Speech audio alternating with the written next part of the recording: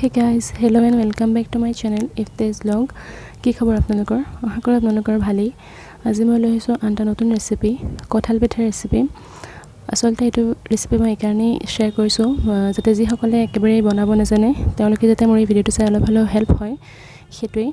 গতিকে ভিডিঅ'টো শেষলৈকে চাই থাকিব আৰু যদি চাই ভাল পায় তেতিয়াহ'লে মোৰ চেনেলটো লাইক শ্বেয়াৰ এণ্ড ছাবস্ক্ৰাইব কৰিবলৈ নাপাহৰিব। গতিকে বলক পলম নকৰি ভিডিঅ'টো আৰম্ভ কৰোঁ। কঁঠাল পিঠা বনাওঁতে প্ৰথমতে মই কঁঠালটো ভালকৈ চালি ইয়াৰ ৰসখিনি উলিয়াই লৈছোঁ। এয়া আপোনালোকে চাব পাৰিছে। প্ৰথমতে মই ৰসখিনি উলিয়াই লৈছোঁ আৰু ইয়াত মই কোনো পানী ব্যৱহাৰ কৰা নাই, কেৱল ৰসখিনিহে আছে। এতিয়া এই ৰসখিনিত মই সোৱাদ অনুসৰি নিমখ, চেনি আৰু বেকিং পাউডাৰ অলপ দিম।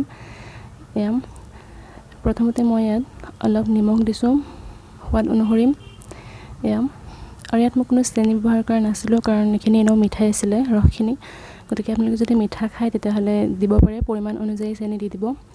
এতিয়া ইয়াত মই ব্যৱহাৰ কৰিছোঁ 1 চামুচ, সৰু চামুচেৰে 1 চামুচ বেকিং পাউডাৰ। এয়া মই কেৱল ইয়াত নিমখ আৰু বেকিং পাউডাৰহে ব্যৱহাৰ কৰিছোঁ, আপোনালোকে দেখিব পাৰিছে। আৰু এতিয়া মই ব্যৱহাৰ কৰিম প্ৰয়োজন অনুসৰি আটা, যিমানখিনি পৰিমাণৰ আটা খাপ খায় ইয়াত সিমানখিনি আটা ব্যৱহাৰ কৰিম আৰু ভালকৈ এইখিনি লৰাই ল'ম। হাতেৰে এইখিনি মিক্স কৰি ল'ম। আপোনালোকে যিমান পাৰে হাতেৰে মিক্স কৰিব। ইয়াত বাৰু মই চামুচ দিয়ে দেখুৱাইছোঁ, কিন্তু চামুচেৰে ভালকৈ মিক্স নহয়, গোট বান্ধি থাকে এইখিনি।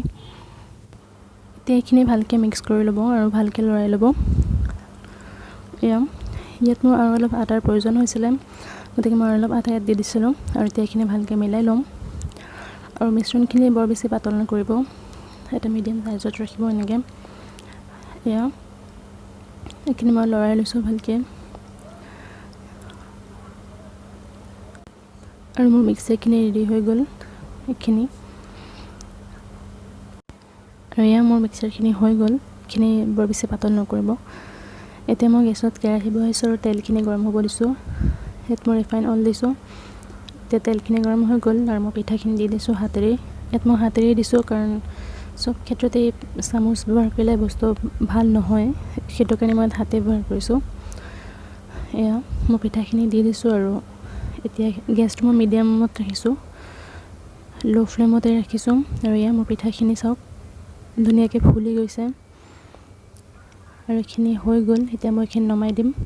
ফাইনেলি মোৰ কঁঠালৰ পিঠাখিনি ৰেডি হৈ গ'ল। সেইখিনি খাবলৈ বহুত টেষ্টি হৈছিলে আৰু ইয়াৰ কালাৰটো চাওক বহুত ধুনীয়া হৈছে।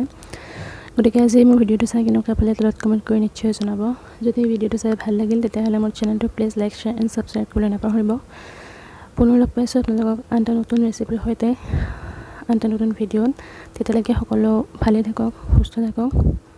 আজি মোৰ ভিডিঅ'টো চোৱাৰ বাবে ধন্যবাদ।